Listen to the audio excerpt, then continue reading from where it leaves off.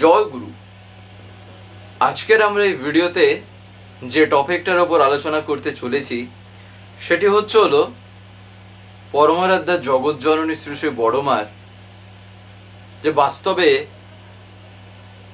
তিনি যে কে, এমনকি যেহেতু আগামীকাল অর্থাৎ 10ই আগস্ট পরমারাধ্যা জগৎজননী শ্রী শ্রী বড়মার জন্মতিথি, আবির্ভাব তিথি, সেই উপলক্ষে আজকের এই ভিডিওতে আমরা তার সম্বন্ধে এমন কিছু কিছু কথা শুনব যেগুলি আমাদের জানাটা, সেই সব সম্বন্ধে আমাদের জেনে রাখাটা কিন্তু একান্তই দরকার। তার কারণটা কি? তার কারণ হলো, যেহেতু জীবনে ঠাকুরকে পেয়েছি, এবারে ঠাকুরের জীবন বাস্তবে যেভাবে কেটেছে, ঠাকুরের জীবন তিনি সংসার জীবন করেছেন, সেই কথা বলতে গিয়ে শ্রী শ্রী বড়মার কথা যে আসবে না, এটা তো হতেই পারে না, তাই না? এই কারণেই আমরা আজকের এই ভিডিওতে তার সম্বন্ধে কিছু কথা শোনার চেষ্টা করব। যাই হোক, আজকের এই ভিডিওটা এবারে আমি শুরু করার আগে আপনাদের কাছে শুধু একটি কথাই অনুরোধ করছি, ভিডিওটিতে আপনারা সম্পূর্ণভাবে যুক্ত থাকার চেষ্টা করবেন। আশা করি দিলে আজকের এই যেই টপিকটি আপনারা এই আলোচনার মাধ্যমে অতি অবশ্যই শুনতে পারবেন। একটা কথা আলোচনা শুরুতেই বলে রাখি, বলতে গেলে সেটা দিয়েই শুরু করি। তা হলো, যেহেতু তার আবির্ভাব তিথি, জন্মতিথি কাল, সেই উপলক্ষে হয়তো আমরা অনেকেই সেলিব্রেশন করে থাকি। সেলিব্রেট যে আমরা করি, এই সেলিব্রেশনটা একটা কথা মাথায় রাখতে হবে। যারা যারা জানেন তাদের কাছে তো এটা বলতে পারেন অলরেডি খুব একটা হয়তো জানা বিষয় হয়ে থাকবে, কিন্তু যারা জানেন না, বিশেষ করে তাদের জন্যই জন্মতিথি আর জন্মদিবস, এই তিথিতে কিন্তু সেন্ট্রাল সেলিব্রেশন হয়। অর্থাৎ দেওঘরে, সহজ কথায় বলতে গেলে দেওঘরে যেহেতু এটা পালন করা হয়ে থাকে, মেনলি জন্মতিথি বা আবির্ভাব তিথিগুলোই, তার শ্রী ঠাকুরের জন্মতিথি, শ্রী বড়মার, শ্রী বড়দার, শ্রী আচার্যদেবের জন্মতিথি আমরা যে পালন করে থাকি, সাধারণত আমরা দেওঘরে গিয়ে সবাই একত্রিত হয়ে, সেখানে মিলিত হয়ে, সেখানে আমরা উদযাপন করি, সেখানে আমরা আনন্দে মেতে উঠি। এই কারণে জন্মতিথি বা আবির্ভাব তিথিতে আলাদাভাবে নিজের বাড়িতে, আশেপাশে কোথাও কেন্দ্র মন্দিরে কিংবা অন্য কোথাও কোনো এলাকায় নিজেরা নিজের মতন করে যেন আমরা সেটা বলতে পারেন উদযাপন কিংবা সেটাকে পালন করার যে একটা ব্যাপার, আলাদাভাবে যেন না করি, তার জন্য জন্মদিবস।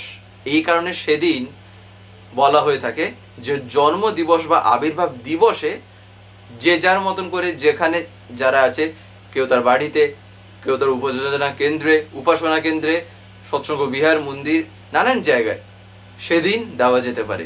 এই কারণে একটা কথা মাথায় রাখতে হবে, যেন আগামীকাল আমরা নিজেরা নিজেদের মতন করে কয়েকটা বলতে পারেন কিছু এমন কিনে নিলাম, কোনো জিনিস নিয়ে এলাম বাড়িতে, তারপরে কয়েকজন গুরু ভাই গুরু বোনদের ডেকে নিজেরা নিজেদের মতন করে আনন্দ উৎসবের মতন একটা কিছু করে ফেললাম, সেটা যেন আমরা না করি। যাই হোক, এবারে যে কথাটা আমরা আলোচনার মূল বিষয় যেটা রেখেছিলাম, তা হলো তার কথা, অর্থাৎ তার জীবন নিয়ে যে কিছু কথা। শ্রী বড়মার কথা যদি আমরা শুনি না, একটা কথা মাথায় রাখতে হয়। একদিন পরম পূজ্যপাদ শ্রী আচার্যদেব একটা কথা বলছেন, সে কথা বলতে গিয়ে তিনি বলেছিলেন, শ্রী বড়মার কথা যখন আসে, শ্রী বড়মার জীবন নিয়ে যখন আমরা কথা বলি, তার সংসার জীবন নিয়ে যখন আমরা কথা বলি, তখন শ্রী ঠাকুরের কথা যেন আমরা অতি অবশ্যই কিন্তু সেখানে যেন বলি। তার কারণ বড়মার জীবনটাই হচ্ছিল ঠাকুরকে কেন্দ্র করেছিল, যার ফলে আমি বড়মার কথা যখন বলছি তখন সেখানে যদি আমার ঠাকুরের কথা যদি না থাকে, আমার ঠাকুর যদি সেখানে সেই আলোচনার ভিতর দিয়ে সেখানে যদি তাকে যদি আমি সে আলোচনার ভিতর দিয়ে যদি তুলে ধরার চেষ্টা যদি না করি নিজের মতন করে নিজের ভাষায়, নাহলে তাকে যে আমি ব্যক্ত করব, তাকে যে আমি এক্সপ্রেস করব, সে ক্ষমতা আমার কোথায় বা আছে, তাই না? তাই আলোচনায় বড়মার কথা বলতে গিয়ে যেন ঠাকুরের কথাটা সেখানে অবশ্যই যেন আসে। একবার একটা ঘটনা ঘটে, পরমারাধ্য জগৎজননী শ্রী শ্রী বড়মা তার জীবনটা যেহেতু ঠাকুরকে কেন্দ্র করে, তার দৈনন্দিন জীবনে যা যা ঘটতো ঠিক সেই রকমই একটা দিনের ঘটনা। একদিন একটা জায়গায় বড়মা গেছেন, সেখানে সব মায়েরা, আশ্রমিক কিছু মায়েরা, বহিরাগত কিছু মায়েরাও সেখানে আছেন। এবারে শ্রী শ্রী বড়মা সেখানে সেদিন গেছিলেন। যে সময় তিনি গেছেন সে সময় শ্রী শ্রী ঠাকুরের ভোগের সময় কাছিয়ে আসছে। এবারে তিনি যেহেতু গেছেন, সবার সাথে তিনি কথা বলছেন, সেখানে বলতে গেলে এক প্রকার আলাপ আলোচনা তিনি সবার সাথে করছেন। যে সময় ঠাকুরের ভোগের টাইম হয়ে আসছে, শ্রী শ্রী বড়মা শুধু একটা কথা বলে সেখান থেকে বেরিয়ে যান। অথচ সব মায়েরা সেখানে বসেছিলেন, বাদ বাকি যত মায়েরা গেছিলেন সবাই সেখানে আছেন, কিন্তু বড়মা তিনি যে বসেছিলেন শুধু তাদেরকে বলেন ঠাকুরের এখন ভোগের সময় হয়েছে, আমাকে যেতে হবে, বলেই উঠে পড়েছেন একদম সোজা গিয়ে ঠাকুরের কাছে। এখান থেকে একটা জিনিস যেটা আমাদের শেখার, তা কি? ঘটনাটা তো আমরা শুনলাম, এমনকি এই ঘটনাটাও বলতে পারেন এমন একটা জিনিস না, অনেক দিক দিয়ে ঘটনাটাকে দেখা যেতে পারে। যেমন এখান থেকে যেটা বোঝা যায় তা কি না, যেমন স্বামীর প্রতি নিষ্ঠাটা কেমন থাকা চাই, স্বামীর প্রতি টানটা কেমন থাকা চাই, আর থাকলেই বা কি হয়, না থাকলেই বা কি হয়, এসব কথা শ্রী শ্রী ঠাকুর অলরেডি কিন্তু তিনি বলেছেন। যেমন দেখবেন ঠাকুর একটা জায়গায় একটা বাণীতে ঠাকুর বলছেন না, যে স্বামীর প্রতি টান যেমনই, ছেলেও জীবন পায় তেমনই। আর আরেকটা জায়গাতেও দেখবেন ঠাকুর সেখানে বলছেন কি না, স্বামীর দিকে অর্থাৎ স্বামীর ঝোঁকে নারী যখন ছোটে তখন সে শ্রেষ্ঠ ছেলের মা হয়, আর ইষ্টর দিকে যখন পুরুষ ঝোঁকে অর্থাৎ সেই স্বামী, তখন ঠাকুর বলছেন কি প্রজ্ঞা অনুপমা। বাণীটা ঠাকুর এইরকম দিয়েছেন যে স্বামীর ঝোঁকে ছুটলে নারী শ্রেষ্ঠ ছেলের মা, ইষ্ট ঝোঁকে ছুটলে পুরুষ প্রজ্ঞা অনুপমা। এইরকমই দেখবেন একটা বাণী ঠাকুরের আছে, যে স্বামীর দিকে, স্বামীর ঝোঁকে, এই যে জিনিসটা আদতে এটা একটা সংসার জীবনের জন্য ঠাকুর এই কথাটা বলেছেন। তার কারণ যখন স্ত্রী সেই এক অভিমুখী চলন নিয়ে যখন চলে, তখন সেখানে যে সন্তানটাও আসবে সে সন্তানও এমনই প্রকৃতির হয়, সন্তানের নেচারটাও এমন হয়, সন্তানের ধাতও এমন হয়, যা সব কিছু বলতে পারেন আমরা যে একটা হেরিডিটি একটা গল্প যে আমরা জানি না, সেই মানসিকতারও যে একটা গল্প, এমনকি একটা সুস্থ সন্তানও জেনারেশনের পর জেনারেশন যে একটা বংশের মধ্যে আসছে, সেটা যে এর মধ্যে কেমনভাবে লুকিয়ে আছে সেটাই ঠাকুর এখানে তুলে ধরেছেন। আর এই কারণে ঠাকুর প্রথম দুটো লাইন বলে কিন্তু ছেড়ে দেননি। অর্থাৎ স্বামীর ঝোঁকে যদি নারী ছোটে, তাহলে সেক্ষেত্রে ঠাকুর কি বলছেন না, শ্রেষ্ঠ ছেলের মা তো সে হবেই হবে, কিন্তু সেটা হতে গেলে স্বামীর মধ্যেও একটা গুণ থাকা চাই, সেই পুরুষের মধ্যেও একটা গুণ থাকা চাই। সেটা কি না, তা হচ্ছিল তাকে ছুটতে হবে, তাকে ঝুঁকতে হবে কোথায়, ইষ্টের বলতে পারেন আনত হয়ে। ইষ্টানত মন স্বামীর যত থাকবে, সেখানে যেহেতু স্ত্রী স্বামীর দিকে ঝুঁকছে, ছুটছে, তাহলে এবারে স্বামীরও যদি কেউ স্বামী না থাকেন, তাহলে সেক্ষেত্রে সুস্থ সন্তান কিংবা বলতে পারেন একটা সুস্থ মস্তিষ্ক নিয়ে, একটা বলতে পারেন সেরকম শরীর সেরকম মন নিয়ে যে একটা সন্তান আসবে, তার পসিবিলিটিটা কমে যায় যদি সেটা না থাকে। আর ঠিক যার ফলেই আমরা দেখবেন অনেক আগেকার দিনের যত সব এক একটা ঘটনা আমরা দেখি না, সেগুলো এই লজিকটাকেই কিন্তু অবলম্বন করেই আছে কোথাও না কোথাও। ঠিক যেমন আমরা যদি দেখি প্রভু শ্রীরামচন্দ্র রূপে যখন আবির্ভাব, মর্যাদা পুরুষোত্তম রূপে যখন তিনি এসেছেন, তখনও মাতা সীতা তিনি তার জীবনে কিন্তু সেই এক ছাড়া কোনো গল্প রাখেননি। তার স্বামী, যেহেতু তিনি তার স্বামী ছাড়া কিছু বোঝেননি, যার ফলে এমনকি ওই যে একটা আমরা কথা শুনেছি না, যখন মাতা সীতা রাবণের ওই দেশ থেকে যখন তিনি এসেছিলেন, তারপরে যে তার কি কি যে না হয়েছিল, তাকে কি কি পরীক্ষা যে দিতে হয়েছিল, সেই সময় একটা ঘটনাও ঘটেছিল যখন শ্রীরামচন্দ্র মাতা সীতাকে যে একটা জায়গায় পাঠিয়ে দিয়েছিলেন, তার ভিতরেও না একটা গল্প ছিল, একটা বৈজ্ঞানিক একটা বিষয় ছিল। তা কি, এ কথাটাও একদিন পরম পূজ্যপাদ শ্রী আচার্যদেব বলছেন যে সেখানে শ্রীরামচন্দ্র জানতেন যে মাতা সীতা যেহেতু এবার ওখান থেকে এসছেন, পাড়া প্রতিবেশীরা তাকে যেসব প্রশ্ন করছে, তার প্রশ্ন প্রত্যেকটা প্রশ্ন রাবণকে কেন্দ্র করে।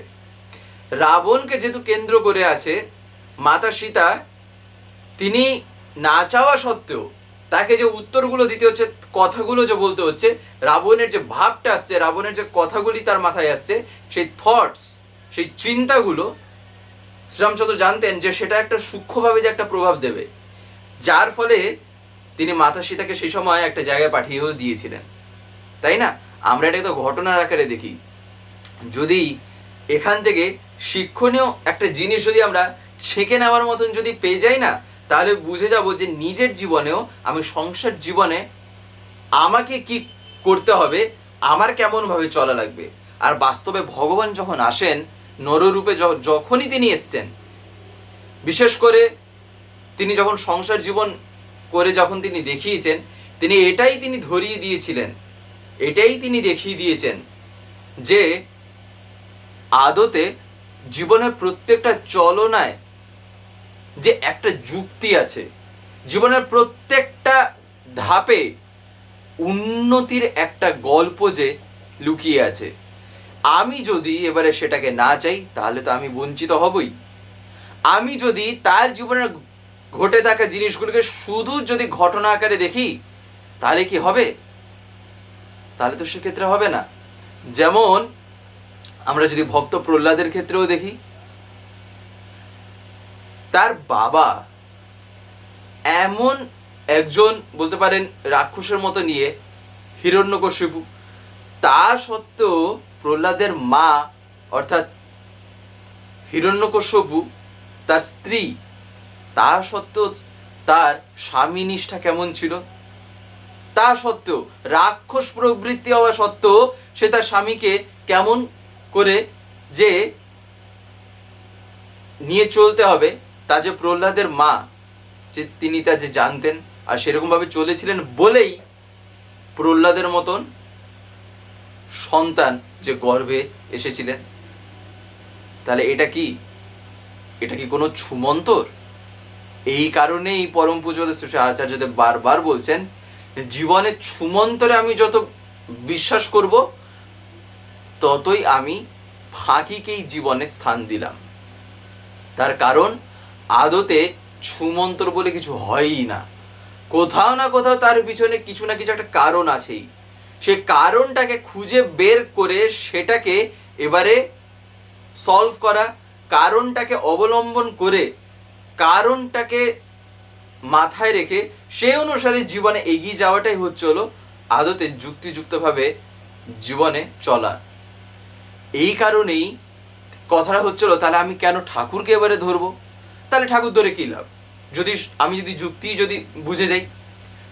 কথাটা হচ্ছে হলো, মানুষ তার জীবনে এক লহমায় সব কিছু হয়তো বুঝতে পারে না, কিন্তু জীবনে যদি এমন কেউ থাকেন যাকে কেন্দ্র করে তার জীবনটা হবে, তখন কি হয়, জীবনের প্রত্যেকটা কর্ম, জীবনের প্রত্যেকটা চিন্তা ভাবনা যত যাই হোক না কেন, সব কিছু সেই এককে কেন্দ্র করে হতে থাকে।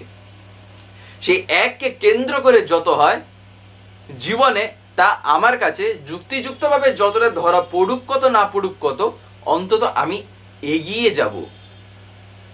জীবনে আমার যাই থাক, যেমন একটা জলপ্রবাহ কিংবা নদী যদি আমরা দেখি, সেখানে হয়তো হাজারখানা ময়লা পড়ছে, হয়তো মানুষ ময়লা করে করে তার অবস্থা খারাপ করে দিয়েছে, কিংবা ধরা যাক সেখানে পাথর টাথর অনেক কিছু হয়তো আছে সেই নদীতে, কিন্তু নদীটা বয়ে গিয়ে যেখানে পড়ার কথা, যেখানে গিয়ে সে মিশবে, সে কিন্তু আলটিমেটলি মিশেই যায়।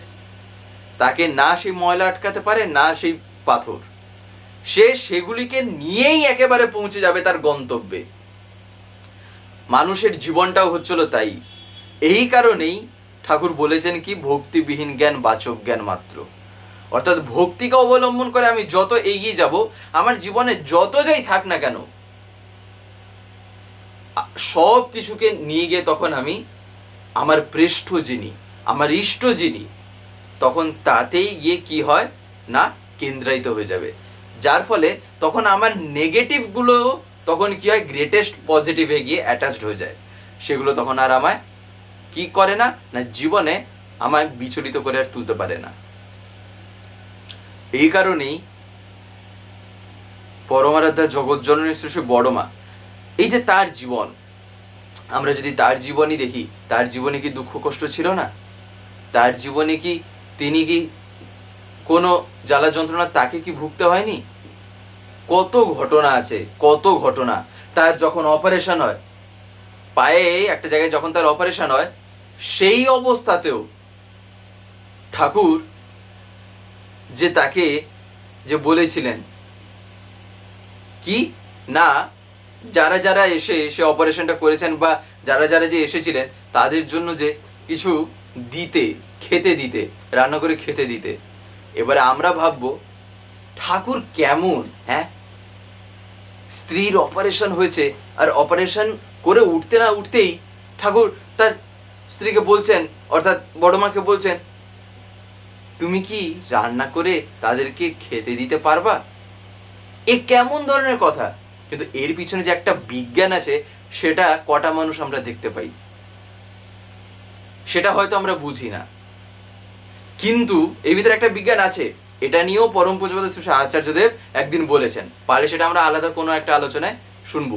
কিন্তু এই যে সেই মুহূর্তে বড়মা যে সেই জিনিসটাকে যে মেনে নিয়ে যে করেছিলেন, যার ফলে তিনি সেই অবস্থাতেও না তাকে সেই যন্ত্রণা তাকে বিচলিত করতে পেরেছিল, না সেই যন্ত্রণার দিকে বলতে পারেন তার মন এতটা সেখানে বারবার সেই মনটা তার ওদিকে যাচ্ছিল। কিছু না কিছু তো কারণ ছিল, নাহলে ঠাকুর কেন বলবেন? আর আমি ভাবছি যে ঠাকুর কি তাহলে ভালোবাসেন যে বড়মাকে এরকম সময় এরকম কথা বলছেন? আদতে জীবনে তিনি যেভাবে ভালোবেসেছেন না বড় মাকে, তার এতটুকু আমরা শুনিও নি বা জানিও না যে তার প্রেমটা যে কেমন ছিল। এমনি এমনি ঠাকুর একটা জায়গায় বলেননি যে তোদের ঠাকুর যদি নারী রূপে আসতো তাহলে ঠিক যা হতো বা যেমনটা হতো তাই হলো বড় বউ। যাই হোক, আজকের এই ভিডিওটা এবারে আমি এখানেই শেষ করবো। শেষ করার আপনাদের কাছে একটি কথা বলবো, যদি আজকের এই ভিডিওটি আমাদের ভালো লেগে থাকে তাহলে একটি লাইক করে দেবেন, সবার ভিতরে শেয়ার করে দেবেন, কেমন লাগলো নিচে একটি কমেন্ট লিখে জানাবেন। আর যদি চ্যানেলটিকে এখনো সাবস্ক্রাইব করে না থাকেন তাহলে অতি অবশ্যই চ্যানেলটিকে সাবস্ক্রাইব করে পাশে বেল আইকন প্রেস করে অল করে রাখতে একেবারেই ভুলবেন না, আর এরকম বিভিন্ন নতুন এবং ইন্টারেস্টিং ভিডিও সবার আগে পাওয়ার জন্য। জয় গুরু, বন্দে পুরুষোত্তমম।